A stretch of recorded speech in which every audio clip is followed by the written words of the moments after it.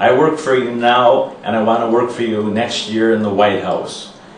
This is a year that's going to make a difference of the future of the United States of America.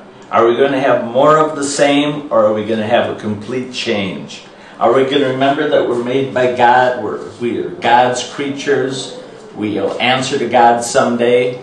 Only the person who lives in this White House can bring peace to this world next year. Right now, we're on the verge of a world civil war. More of the same. This is more of the same. None of these people will do anything different than has been done before. This is a surprise for every Democrat in the world and every Democrat in America. This lady wants war with Iran. What's above it? Aipac. She has sworn to the Israeli government lobby she will attack Iran. And Iran is partners with Syria. So if you want the status quo, if you want a war in Iraq, if you want Lebanon, you want Israel, you want Gaza, now you want to attack Iran, and then you can have Syria involved, vote Democratic. Would you ever think that would happen? The Democrats came to Congress to stop the war. Now we have Hillary Clinton, and you'll hear her in a second, in her own words at the Aipac convention, swearing her allegiance to Israel, that because of Israel, to get the money, the donations, the support, everything she needs to get elected the president, she is going to sacrifice American soldiers, billions of dollars, and completely destroy any chance we would ever have of winning in Iraq.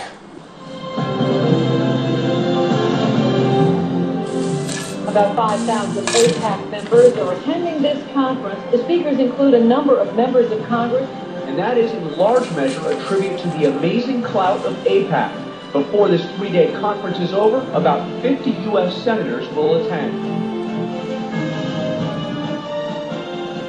I'm told that this is AIPAC's largest policy conference ever. I congratulate you for being here in these numbers with this energy. Yeah, this is Hillary Clinton addressing the AIPAC organization meeting. If Hillary Clinton doesn't do what AIPAC wants, Hillary Clinton won't get the millions of dollars of support of AIPAC. This AIPAC fundraiser was held only to convince the United States Congress that they better attack Iran for Israel. American money, American soldiers, and American lives and injuries. AIPAC wants us to attack Tehran, and Hillary Clinton, to get AIPAC support, has to agree. So let's hear what she says that AIPAC told her to say, because she puts the security of Israel ahead of the security of America. She'll say anything and do anything to get elected. So let's listen to Hillary.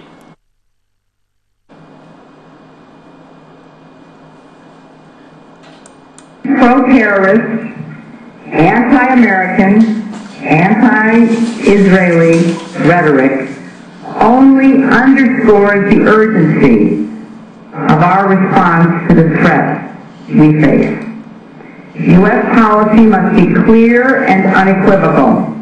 We cannot, we should not, we must not permit Iran to build or acquire nuclear weapons. And in dealing with this threat, as I have said for a very long time, no option can be taken off the table.